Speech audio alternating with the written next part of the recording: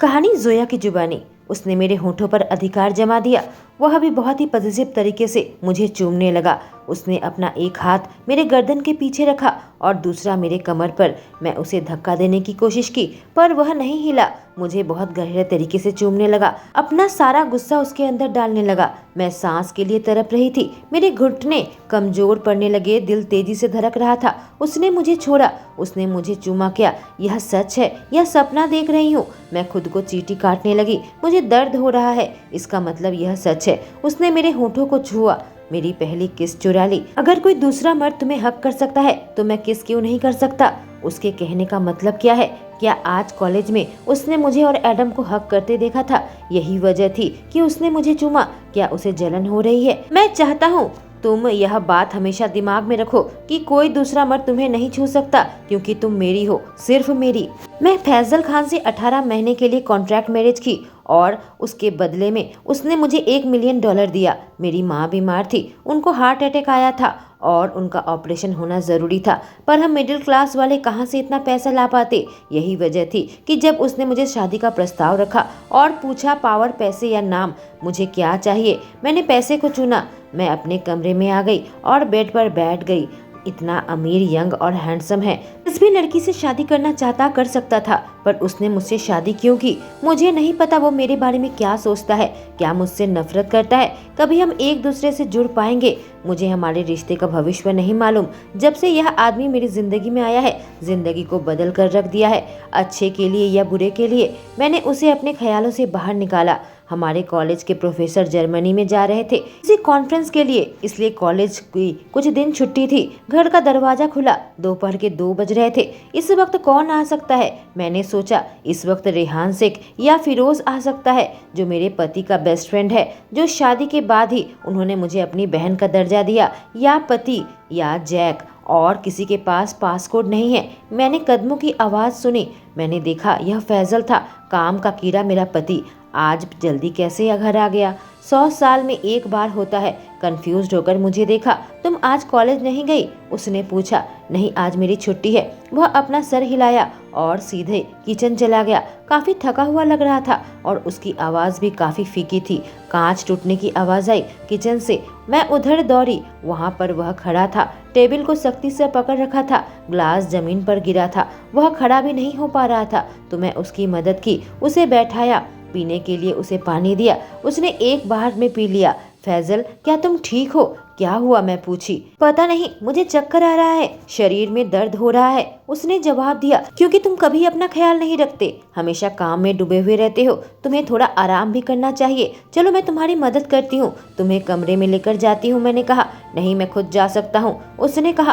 फैजल, जिद्दी मत बनो, तुम्हारी तबीयत ठीक नहीं है, मैं कही। मेरी फिक्र करने की जरूरत नहीं है, खुद का ध्यान रख सकता हूँ। वह गुस्से से मेरे बात को काटते हुए सीढ़ियों में चढ़ने लगा। मैं उसकी मदद कर रही थी और वह मुझे एटीट्यूड दिखाने लगा। यह आदमी बहुत ज्यादा घमंडी है। शाम हो गई, घंटों बीत गए, अपने कमरे से नहीं आया और अब मेरी फिक्र बढ़ती जा रही थी। 7 बज चुके हैं और खुद को रोक नहीं सकी। सोचा उसे जाकर देखती हूँ, फर्क नहीं पड़ता कि वह मुझ पर चिल्लाएगा, उसका स्वास्थ्य ज्यादा महत्वपूर्ण है। मैंने दरवाजा खटखटाया पर उसने नहीं खोला। दरवाजा लॉक नहीं था तो मैं अंदर आ गई। पहली बार मैं उसके कमरे में देख रही थी। मेरे कमरे से तिगुना बड़ा था और काले और सफेद पेंट की डिजाइन बनी हुई थी। बहुत बड़ी टीवी लगी हुई थी और एक कमरा नजर आया, शायद वॉशरूम होगा। बालकनी के सामने टेबल और सोफा था।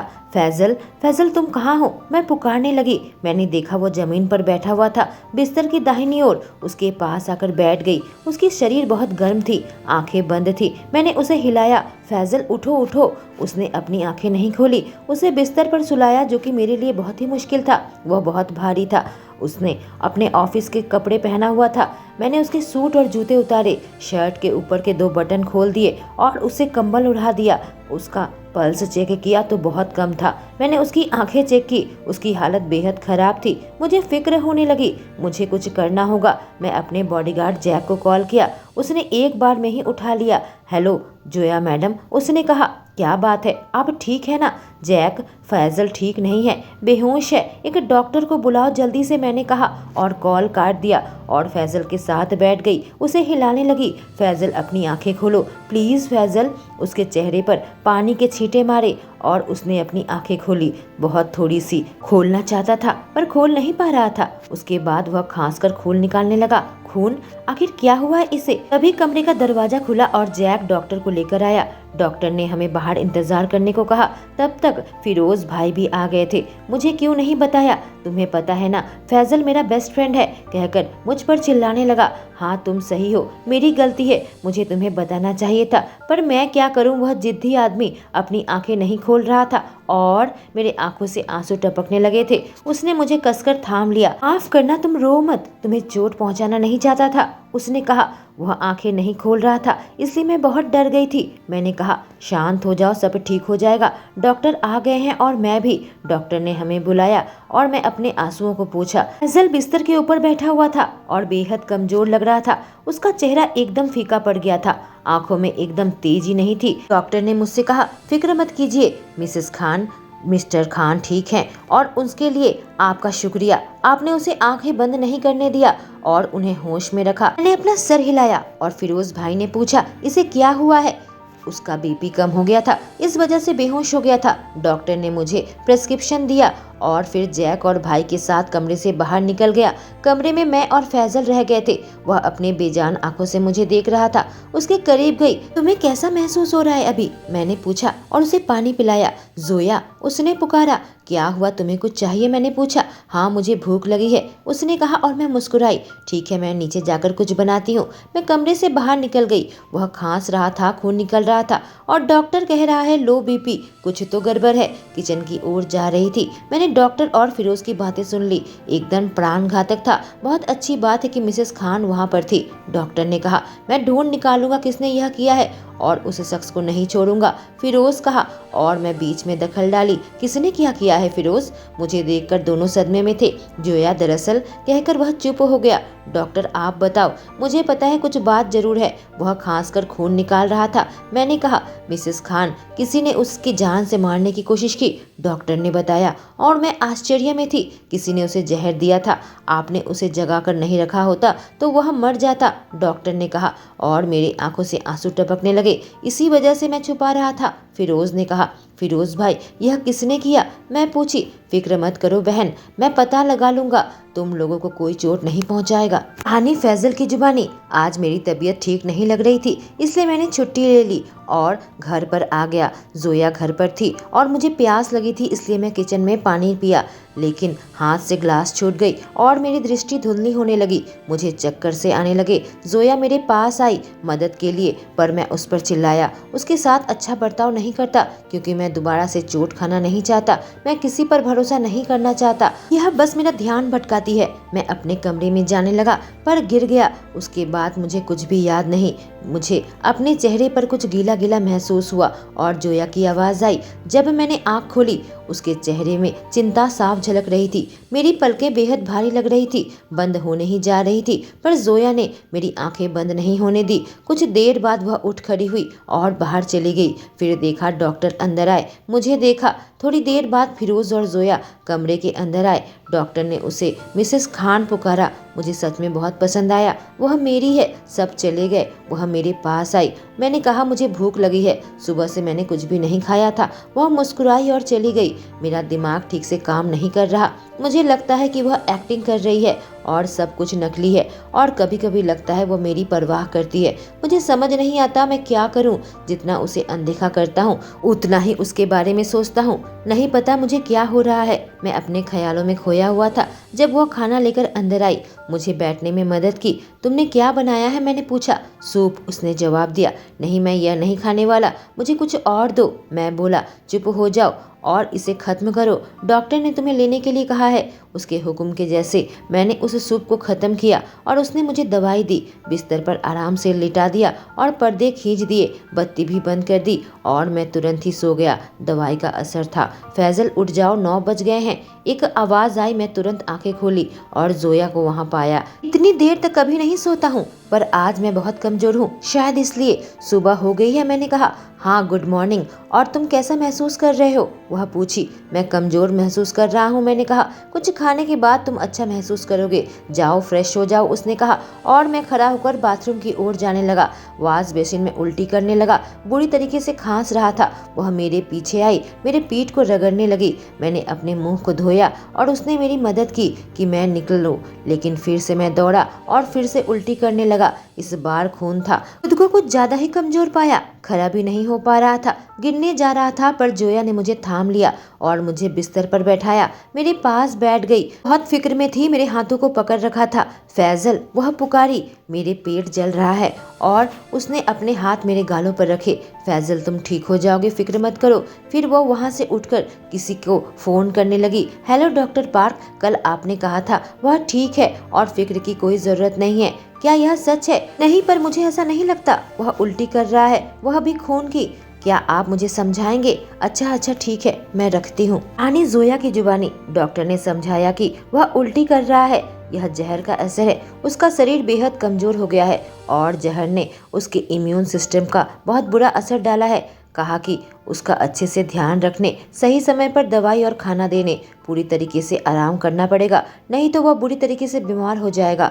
कौन इसे मारने की कोशिश कर सकता है? मैं फैजल को देखी और वह आराम से सो रहा था, इधर उधर बालकनी में घूम रही थी। मैं उसकी तरफ नहीं देख सकती। सुबह से वह दर्द में था, अब मुझे बर्दाश्त नहीं होता।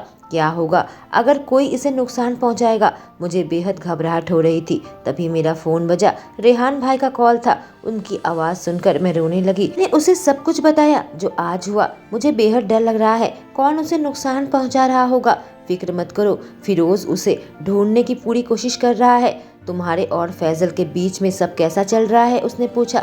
सब कुछ ठीक चल रहा है, मैंने झूठ कहा। कैसे बताऊं मेरे साथ कितना रूखा बर्ताव करता है। अंदर अभी बालकनी का दरवाजा बंद करके पर्दे खींच दिए और भाई मुझे फैजल के बारे में बताने लगा। मैंने अपनी आंखें खोली।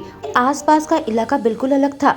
देखकर याद आया मैं फैजल के कमरे में हूँ और सोफे पर सो गई थी, भाई से बात करते हुए। शायद यहाँ पर सो गई। मोबाइल देखी तो 7 बज रहे थे। खुद को कंबल से ढका हुआ पाया। मैंने कब कंबल लिया मुझे याद नहीं। बिस्तर पर देखी तो फैजल नहीं था। मैं तुरंत उठ गई। वह बाथरूम में नहीं था। फिर देखा वह बालकनी में है। दरवाजा हल्का खुला हुआ था। उसके चेहरा एकदम फीका पड़ गया था। मैं उसे हेल्दी बनाऊंगी, मजबूत भी। थोड़ी जहर से उसके ऊपर कितना बुरा असर पड़ा है। किस्मत है कि वह बच गया, डॉक्टर ने यही कहा था। तुम उठ गई? उसने कहा। हाँ, मैं अभी उठी हूँ, पर तुम यहाँ पर क्या कर रहे हो? तुम्हें आराम करना चाहिए, थोड़ा बहुत चलने से नुकसान नहीं होगा, उसने जवाब दिया। मैं बोर हो गया हूँ एक ही जगह बैठे बैठे। अच्छी बात है, पर तुम कब उठे थे? मैंने पूछा। काफी जल्दी उठ गया था और सरप्राइज था कि छोटी सी लड़की सोफे में सो रही थी, अपने मोबाइल को पकड़कर, और कांप रही थी ठंड से मेरे कमरे में। अच्छा, तो वह कंबल उसने मुझे दी थी। माफ करना, ऐसे ही मेरी आंख लग गई थी। मैं जाकर कुछ नाश्ता बनाती हूँ, फ्रेश हो जाओ, और दवाई भी देनी है। नौकर चाकर को निकाल दिया था, जब तक पता नहीं चल जाता खाने में जहर किसने मिलाया। मैं कोई रिस्क नहीं लेना चाहती थी। कहानी फैजल की जुबानी। हमने ब्रेकफास्ट किया, मुझे दवाई दी और मैं घर पर बैठकर लैपटॉप में काम कर रहा था, क्योंकि डॉक्टर ने कहा है कल तक ऑफिस नहीं जा पाऊंगा। बालकनी में आकर ताजी हवा लेता हूँ। किसी से फोन पर बात कर रही थी। मैंने तुमसे कहा है मैं नहीं आ सकती, प्लीज समझने की कोशिश करो। मैं आज नहीं आ पाऊंगी, लेकिन ठीक है, कोशिश करूंगी। क्या हुआ? मैंने पूछा और वह मेरी ओर मुड़ी। कहाँ जाना चाहती हो? कहीं नहीं, उसने जवाब दिया।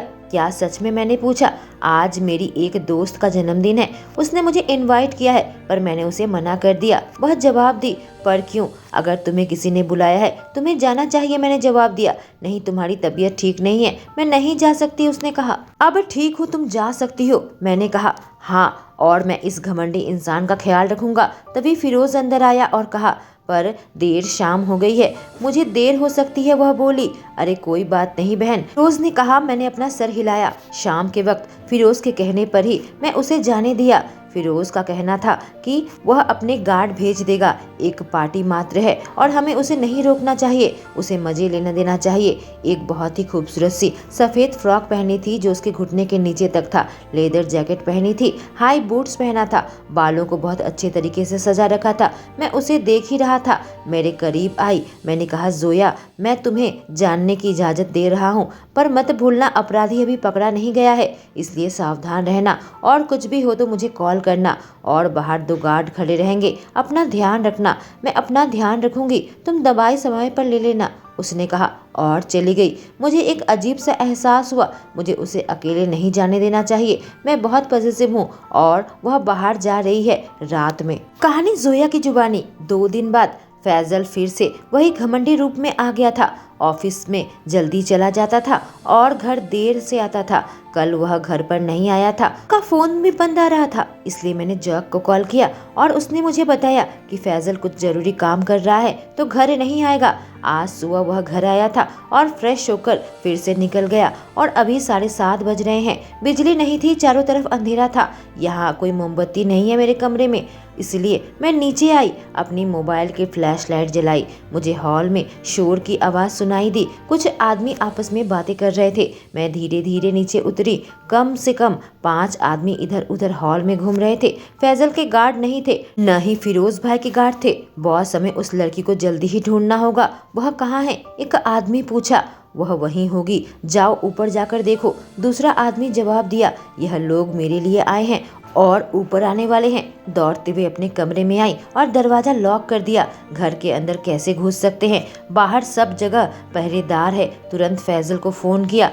फोन रिंग हुआ पर वह नहीं उठाया। दोबारा किया, उसने नहीं उठाया। दरवाजा खोलो, मुझे पता है तुम अंदर ही हो, एक आदमी चिल्ला रहा था, दरवाजे को पीट रहा था। डर के मारे मेरे दिल की धड़कन बहुत तेज हो गई। अब मैं क्या करूं? 5 लोग हैं यहाँ पर और मेरी मदद को कोई भी नहीं है। मैं उसे बार बार कॉल कर रही थी पर वह जवाब नहीं दे रहा था। उसने मुझे कह रखा था कुछ भी जरूरी चीज़ हो तो मुझे ज़रूर फ़ोन करना, अभी मुझे उसकी सबसे ज़्यादा ज़रूरत है। उसने जवाब नहीं दिया। वह आदमी गुस्से से आग बबूला होकर दरवाज़ा पीट रहा था। ऐसा लग रहा था दरवाजा किसी भी वक्त टूट सकता है। फिर दरवाजा खुल गया। 2 लोग सामने थे, चेहरे पर काले रंग के मास्क था। तुम यहाँ पर हो? एक ने कहा। तुम कौन हो? मुझसे क्या चाहते हो? मैंने कहा। वह लोग चलकर मेरी ओर आने लगे। मेरे पास मत आओ, मैं चीखी। मैं पीछे हटी और एक टेबल से टकराई। टैल्कम पाउडर का बॉक्स था। मैंने उसको उनकी आंखों में डाला और भागने लगी। दूसरे आदमी कहीं नजर नहीं आ रहे थे। मैं नीचे आ गई। एक आदमी बालकनी से हॉल में आया और मैं सोफे के पीछे छुप गई। ऊपर से चीखने की आवाज आई। सब लोग दौड़ कर आए। कहाँ है? भाग गई क्या? किसी ने कहा। नहीं, वो भाग नहीं सकती, मैं यहीं पर खड़ा था, वह जरूर कहीं छुपी हुई है, ढूंढो। दरवाजे पर खड़ा आदमी चिल्लाया। फिर वह लोग इधर उधर देखने लगे। एक आदमी मेरे करीब आने लगा। मैं दूसरी ओर जाने लगी पर उस आदमी ने मुझे पकड़ लिया, खींचकर मुझे हॉल के बीच में लेकर आया और जमीन पर धक्का मारा। बहुत समय वह मिल गई है। वह लोग मेरे पास आए और चारों ओर से मुझे घेर लिया। खड़ी हो गई। ऐसी सिचुएशन में मैं कमजोर नहीं पड़ सकती। एक आदमी मेरे करीब आया और मैंने उसे धक्का दिया। मैं दरवाजे की ओर भागने लगी। उसमें से एक ने मेरा हाथ पकड़ा और मुझे वापस से धक्का मारा। मेरा सर टेबल पर लगा और उससे खून निकलने लगा। लड़की से मैं परेशान हूँ, पकड़ो इसे, उनके बॉस ने चिल्लाया। ऊपर भागने की कोशिश की पर एक आदमी मुझे पकड़ लिया और मैं सीढ़ियों में से लुढ़कते हुए गिरी। मेरे पैर में मोच आ गई। उनका बॉस मेरे करीब आया और मेरे बालों को कसकर पकड़ लिया। तुम भाग जाना चाहती हो? वह चीखा। उसने बहुत ही जोर से मेरे गालों पर तमाचा मारा। मैंने अपने नाखून उसके हाथ में गड़ा दिए। तब जाकर उसने मेरा बाल छोड़ा और दर्द से चीखने लगा। उनमें से एक ने मेरे सर पर एक वास से मारा और मैं जमीन पर गिर गई। यह सब मेरा हाल को देखकर हंस रहे थे। बॉस मेरे करीब आया और मेरे दाहिने हाथ के ऊपर अपना पैर रखा। तुम इस हाथ से मुझे चोट पहुंचाने की कोशिश की, आज के बाद इस हाथ का इस्तेमाल नहीं कर पाओगी। उसके जूते मेरे मांस के अंदर धंस रहे थे। मैं दर्द से चिल्लाने लगी, फैजल, कोई तुम्हें बचाने नहीं आएगा। फैजल भी नहीं। वह हंसने लगा। वह जरूर आएगा और तुम्हें नहीं छोड़ेगा, मैंने कहा। सच में? क्या तुम उस पर इतना विश्वास करती हो? सब हंसने लगे। हाँ, मैं करती हूँ। तुम लोगों को नहीं छोड़ेगा। तुम लोग डरपोक हो, मैंने कहा। तुमने हमें डरपोक कहा, हम ट्रेंड इटालियन हैं, एक ने कहा। आदमी बालकनी में आता हुआ कहा, बॉस चलना होगा, सिग्नल मिल गया है। उस आदमी ने मेरे हाथ को और जोर से दबाया और फिर वह लोग वहां से निकल गए। मेरा दिल एक ही इंसान को पुकार रहा था, फैजल। मुझे कहा था मैं एक भी कॉल करूंगी वह तुरंत आ जाएगा जब भी मैं खतरे में होंगी, पर वह नहीं आया। उसने मेरा फोन तक नहीं उठाया। मेरी दृष्टि धुंधली होने लगी। मैं अपना होश खो बैठी। कहानी रेहान की जुबानी। मेरी बहन उस दिन फोन पर रो रही थी और मैं उससे मिल नहीं पाया। मेरे पापा ने मुझे होटल की नई रिस्पॉन्सिबिलिटी दी है। आज लौटा हूँ। मैं अपनी बहन के लिए यहाँ पर आया हूँ। उसका बेवकूफ पति जो कि मेरा बेस्ट फ्रेंड है। किस्मत वाले हैं जो हमें जोया मिली। हमारी अंधेरी दुनिया की रोशनी है। उम्मीद करता हूँ एक न एक दिन फैजल उससे प्यार करेगा। मेरी कार रुकी। मार्क के साथ वहाँ उतरा और बड़ी सी बिल्डिंग को देखने लगा जो मेरे दोस्त का है। एलिवेटर लेकर 45वें माले तक गया। उसका दरवाजा खुला था, पर क्यों? मार्क ने चेक किया। सर, दरवाजा टूटा हुआ है। ऐसा कैसे हो सकता है? जरूर कुछ गड़बड़ है, मैंने कहा। मैंने और मार्क ने अपनी बंदूक निकाली और घर के अंदर आए। मैंने उसे कहा कि किचन में जाए और मैं हॉल में आया। जो दृश्य मेरे सामने था, मेरा दिमाग काम करना बंद कर दिया। मेरी प्यारी बहन बेहोश पड़ी थी खून के पूल के बीच। मैं दौड़ा, उसके पास आकर बैठा। उसके माथे में खून था। उसके चेहरे के बाएं तरफ पूरा खून था। उसके दाहिनी हाथ में बुरी तरीके से चोट लगी थी। जमीन पर बहुत सारा खून था। जोया, अपनी आंखें खोलो। ये प्यारी बहन जब उसके गाल में थपथपा रहा था। मार्क भी दौड़ कर आया।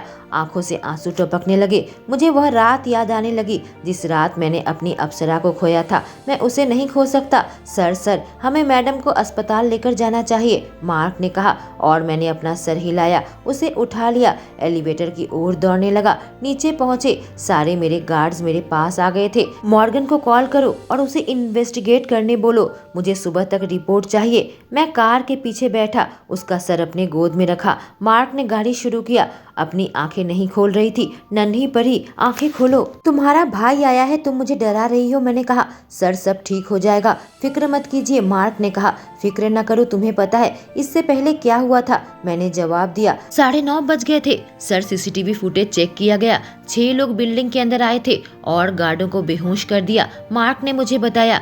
क्या तुम उनमें से किसी को पहचान पाए, मैंने पूछा। नहीं सर, उन लोगों ने मास्क पहना हुआ था। सर, उन लोगों को जोया मैडम का फोन मिला। बहुत बार फैजल सर को ट्राई किया था। और मार्क बीच में रुका। और क्या, मैंने पूछा। और उसने फोन नहीं उठाया, उसने जवाब दिया। इतना लापरवाह कैसे हो सकता है? ठीक उसी समय फैजल और फिरोज दौड़ते हुए आए। जोया कैसी है, फिरोज ने पूछा। नहीं पता, डॉक्टर उसका इलाज कर रहे हैं। उसका बहुत खून बह गया है, मैंने कहा। और वह फैजल को कॉल कर रही थी। फैजल, तुम कहाँ व्यस्त थे? उसकी कॉल का जवाब तभी देता ना जब उस पर भरोसा करता। फिर फिरोज नफरत के साथ कहा। फैजल, यह सब क्या कह रहा है, मैंने पूछा। बिल्कुल चुप था, सर झुका रखा था। फैजल, कुछ कहो, मैंने कहा।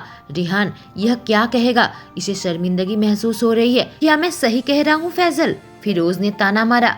प्लीज फिरोज, चुप हो जाओ, फैजल ने कहा। क्यों चुप हो जाऊं? उसे बताओ, तुम उसके बारे में क्या सोच रहे थे? कि तुमने एक अपरिचित पर विश्वास किया? कि तुमने सोचा वह किसी और आदमी के साथ सोई है? बताओ इसे, क्यों चुप हो? फिरोज ने कहा। फैजल, क्या यह सच कह रहा है? बताओ मुझे, मैंने पूछा। कहानी फैजल की जुबानी। यह सही है। कल मैं अपने केबिन में था। एक लड़की आई जो खुद को जोया की दोस्त बताई। एक एनवेलप मुझे दिया। कुछ तस्वीरें थी जोया की एक लड़की के साथ बिस्तर में। और मेरा खून खौलने लगा। खड़ा होकर चिल्लाने लगा, यह सब क्या है? उस लड़की ने कहा, यह सच है। मेरे बर्थडे पार्टी के बाद मैं अपने कमरे में जा रही थी कि जोया की आवाज सुनी। मैं कमरे में आई। वह लड़की टीना कही। तुम्हें क्या लगता है मैं तुम पर भरोसा करूंगा? मैंने उससे कहा। ठीक है, फिर मुझ पर भरोसा मत करो। मुझे पता है किसी ने तुम्हें जहर दिया है और तुम बीमार थे। तुम्हें कैसे मालूम चला? मैंने पूछा। इसके बारे में कोई भी नहीं जानता था। मैंने तो फिरोज को खुद धमकी देकर इस बारे में पता लगाया। इस लड़की को कैसे पता लग गया? मैंने जोया और लड़के की बात सुन ली थी कि जोया ने तुम्हारे खाने में जहर मिलाया था और तुम्हें मारने की साजिश की। उसके बाद तुम्हारी प्रॉपर्टी उसके नाम हो जाती क्योंकि वह तुम्हारी कानूनन पत्नी है, टीना बोली। और तुम मुझे यह सब क्यों बता रही हो? मैंने पूछा। वह मेरी दोस्त है और मैं नहीं चाहती कि पैसों के लिए वह किसी का खून करे। किसी से शादी से पहले तुम्हें ध्यान रखना चाहिए था। वह तुम्हें धोखा दे रही है, वह कही। फैजल, मैं सोच भी नहीं सकता कि तुम उसके बारे में इतना नीचा सोच सकते हो, रेहान ने कहा। एक तो तुमने जबरदस्ती उससे शादी की। नहीं, मैंने उससे जबरदस्ती शादी नहीं की। वह पैसों के लिए राजी हुई थी, मैंने उसे कहा। पैसों के लिए? ठीक एक दिन पहले उसने एक बहुत कीमती करोड़ों की नेकलेस को ठुकराया था और वह अगले ही दिन पैसों के लिए तैयार हो गई। रेहान ने पूछा, कैसा नेकलेस? मैंने पूछा। तुमने उसे जो गिफ्ट देने के लिए भेजा था, मैंने बदल कर उसके जगह पर एक कीमती नेकलेस रख दिया था ताकि उसकी ईमानदारी को जांच सकूं, रेहान ने बताया। और फिर वह क्यों तैयार हुई? मैंने पूछा। क्योंकि उसकी माँ को हार्ट अटैक आया था और उसकी फैमिली उसका ट्रीटमेंट अफोर्ड नहीं कर सकती थी, रेहान ने जवाब दिया। और वह जहर? मैंने पूछा। नौकरानी तुम्हारे खाने में जहर मिलाई थी, अब उसका ध्यान रखा जा रहा है। और यह फोटो, यह सारी फेक है। उसके ड्रिंक में कुछ मिला दी थी, जोया बेहोश हो गई थी और तब टीना ने यह तस्वीर खींची थी। अब फिरोज ने सारी बात साफ की और अब मैं बिल्कुल शर्मिंदा था। गॉड, मैंने उस लड़की की बातों पर विश्वास किया। मैं कहा, हाँ तुमने एक अपरिचित इंसान पर विश्वास किया, अपने खुद की पत्नी पर भरोसा नहीं कर पाए। मुझे लगा था तुम उसे समझोगे, धीरे धीरे उसे अपना लोगे, पर तुम तो उस पर शक कर रहे हो कि वह किसी और के साथ सो रही है, रेहान ने कहा। जोया को सुबह तक ही होश आया था और मैं उसे अपने घर लेकर आया। रात को चुपके से मैं उसके कमरे में उसके साथ लेट गया। सुबह जब मैं आँख खोली, मैंने अपनी अप्सरा को सोया हुआ चेहरा देखा। कल रात हम जैसे सोए थे वैसे नहीं है। मेरे हाथ उसके पीठ पर थी। धीरे धीरे मैंने उसके कमर पर हाथ रखा। हमारे पैर आपस में उलझे हुए थे और उसके हाथ मेरे कंधे में थे। हमारे चेहरे एक दूसरे के इतने करीब थे, मैं उसकी सांसों को महसूस कर सकता था। सूरज की रोशनी पर्दे के बीच से उसके चेहरे पर आ रही थी। मैं खुद को रोक नहीं पाया और उसे हल्का सा चूमा। अपना हाथ थोड़ा सा नीचे की और मेरे एब्स को छूने लगी। मैंने शर्ट नहीं पहनी थी। मैं कड़क हो गया उसके स्पर्श से। मैंने उसके कमर को छोड़ दिया और मेरा शरीर सुन्न पड़ने लगा। मेरे दिल की धड़कन बढ़ गई थी। जान, तुम मेरे साथ क्या कर रही हो? मेरे और करीब आ गई। जान, क्या तुम मुझे मारना चाहती हो? कभी भी अपने करीब किसी लड़की को नहीं आने दिया। आती तो मैं उसे भगा देता था। मैं किसी पर भरोसा नहीं कर सकता। मेरे हाथ उसके नरम त्वचा को छूने लगे थे। क्रॉप शर्ट पहनी थी और उसकी वजह से सांस छोड़ने लगा। मैं खुद पर काबू कैसे करूं? उसे छूना चाहता हूं, उसकी त्वचा को महसूस करना चाहता हूं। मुझे उठ जाना चाहिए था पर मैं नहीं उठ रहा था। कोई आकर्षण था जो मैं वहीं पर जम गया था। जान, मैंने पुकारा। फैजल, उसने अपनी नींद में जवाब दिया। कहानी जोया की जुबानी। मैं उठ गई और खुद को अपने पति की बाहों में पाया। उसे देखा और उसके शरीर से अपना हाथ हटाया। वह तुरंत उठ गया, जल्दी से बेड से उतरा और भागा। मुझे घूर रहा था। उसके बर्ताव से मैं बिल्कुल ही शॉक्ड थी। उसे क्या हो गया? मेरे कमरे में कैसे आया? कोई बड़ी बात नहीं है। वह आया और मेरे बगल में सोया। तुरंत यहाँ से भागा क्यों और इतने गुस्से में क्यों नजर आ रहा था? क्या मैं कुछ गलत किया? मैं उठ गई और बालकनी में आई। वह रेलिंग को पकड़कर खड़ा था, बहुत ही मजबूती के साथ। उसकी पीठ मेरी ओर थी। उसने शर्ट नहीं पहनी थी। अपने मसल्स क्यों शर्ट खोलकर मुझे दिखाना चाहता है? चलकर उसके पास आई और उसके बगल में खड़ी हो गई। फैजल, क्या हुआ? मैं पूछी। कुछ नहीं, अंदर जाओ, उसने कहा बिना मुझे देखे। क्या तुम ठीक हो? मैंने पूछा जब अपना हाथ उसके कंधे पर रखा। एक झटके में उसने मेरा हाथ हटा दिया। मुझे हाथ मत लगाओ, उसने कहा। फैजल, क्या तुम्हें कुछ परेशान कर रहा है? मैं पूछी। मैंने रेलिंग पर उसके हाथों के ऊपर अपना हाथ रखा। उसने मेरे हाथ को फिर से झटक दिया। मैं तुमसे कहा था मुझे हाथ मत लगाओ, कुछ नहीं हुआ। उसने अपनी आवाज ऊंची की और मैं उछल पड़ी। अचानक से क्या हो गया? इतना ठंडा बर्ताव क्यों कर रहा है? मेरे समझ से बाहर था। वह मेरे कमरे में मेरे इजाजत के बिना आया, मेरे साथ सोया। अब ऐसा रूखा बर्ताव कर रहा है जैसे कि मेरी ही गलती है। मैं जाने लगी कि तभी तुम क्या कर रहे हो? मैंने कहा जब उसने मेरे कमर को पकड़ा और मुझे अपने करीब किया। मेरे दिल तेजी से धड़कने लगा था। मुझे एहसास हुआ उसकी उंगलियां मेरे गर्दन पर थी और उसके स्पर्श से मैं कांपने लगी। क्या तुम्हारे दिल नाच रहा है? उसने पूछा और मैं ना में जवाब दिया। वह मेरे गर्दन को चूमने लगा और मेरी सांसें रुक गई। फैजल, तुम क्या कर रहे हो? मैंने दोबारा कहा। मैं सुबह तुम्हें अपनी बाहों में पाकर खुद पर काबू खो बैठा था। तुमने मेरी इच्छाओं को जगा दिया है, इसलिए कहा था यहाँ से चली जाओ। मेरे होठों को देखने लगा। मैं सदमे में उसे देख रही थी। एक सेकंड के अंदर हमारे होंठ आपस में टकराए। वह मुझे चूमने लगा। अपने आप मेरी आंखें बंद हो गई और उसने किस को गहरी कर दी। मैंने उसके कंधे को कसकर पकड़ लिया। मेरे पेट में तितलियां नाचने लगी। यह आदमी मेरे साथ क्या कर रहा है? कभी ठंडा बन जाता है और कभी मैं बिल्कुल कमजोर पड़ने लगी। उसने किस को रोका जब मैं सांस की कमी में नीली पड़ने लगी। मैं आंखें बंद करके हाँफ रही थी। शिट, वह कोसता हुआ वहाँ से चला गया। मैं खड़े खड़े सोचने लगी कि अभी क्या हुआ। दोस्तों, आखिर फैजल के अतीत में ऐसा क्या हुआ था कि उसके दिल के दरवाजे बिल्कुल बंद है? वह इतना ठंडा है। क्या जोया उसके दिल में प्रवेश कर पाएगी? जानने के लिए कहानी में मेरे साथ बने रहें और इसके पिछले एपिसोड मैं कमेंट सेक्शन में पिन कर दूंगी। Thank you.